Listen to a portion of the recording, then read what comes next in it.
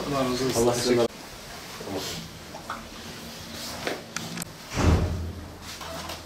Müslümanların birbirine ihtiyacı var. İslam hareketlerin birbirine ihtiyacı var. Çünkü Müslümanlar olarak hepimiz bir bedenin misali gibiyiz. Allah Resulü sallallahu aleyhi ve sellem bizi öyle tarif ediyor. Bir bedenin misali gibiyiz. O bedenden bir uzuv rahatsızlandığında diyor Resul sallallahu aleyhi ve sellem, o uzuv rahatsızlandığında bedenin diğer bütün uzuvları acı ve uykusuzluk ve ateş içerisinde ona iştirak ederler. O acıyı onlar da hissederler. Biz bugün Şanlıurfa'dayız. Şanlıurfa'daki sıkıntıları konuştuk ama İslam ümmetinin, İslam dünyasının daha büyük sıkıntıları var. Yemen'de, Suriye'de, Filistin'de, Mescid-i Aksa'da, iki mübarek şehir Mekke ve Medine'de Müslümanların büyük sıkıntıları var.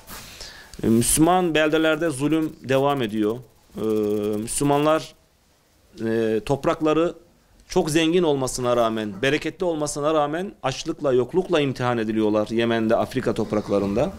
Gençliğimize merhamet etmemiz lazım. Öğrencilere merhamet etmemiz lazım.